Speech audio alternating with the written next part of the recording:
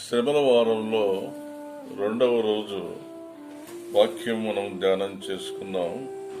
ఈరోజు మనము ధ్యానించవలసిన వాక్యం ఏమనగా, శపించబడినటువంటి అంజూరపు చెట్టు.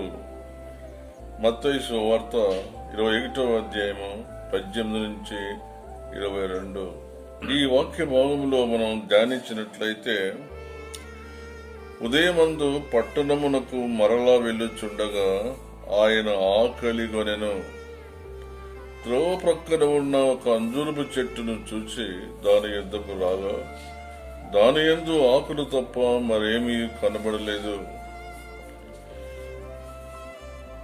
కనుక వారు దానిని చూచి, ఇక మీదట ఎన్నటికి నువ్వు కాపు కాయకుందుగాక అని చెప్పాను. తక్షణమే ఆ అంజూరపు చెట్టు ఎండిపోయాను.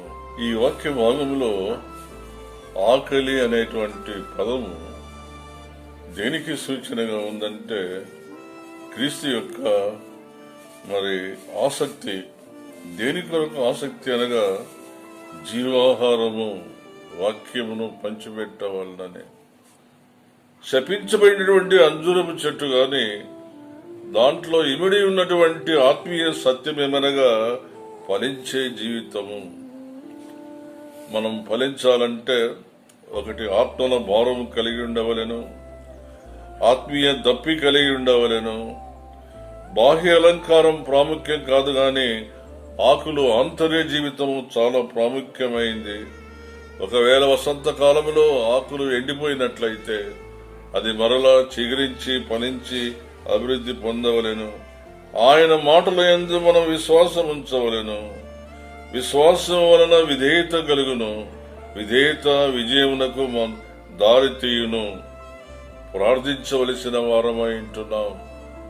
మనం క్రీస్తు కొరకు ఫలించాలంటే ప్రార్థించవలెను. చివరిగా ఆయన యందు మనం నమ్మిక ఉంచవలెను. Trust the lord at all times in all situations. అన్ని సమయములలో, అన్ని వేళల్లో ప్రభునందు మనం విశ్వాసం ఉంచవలెను. ప్రభు యందు నమ్మిక ఉంచవలెను. ప్రభు నామమున ప్రార్థన చేయవలెను. యేసుక్రీస్తు వారు ఫలించాలంటే ఆకరణ 5వది 4వది ప్రార్థన చేయవలెను, నమ్మవలెను, విశ్వాసం ఉంచవలెను. మనం కూడా ఈ శ్రమల దినాలలో క్రీస్తు కొరకు ఫలించాలని ప్రభు ఈ వాక్యం ద్వారా మనల్ని హెచ్చరిస్తున్నాడు. దేవుడు దీవించును గాక.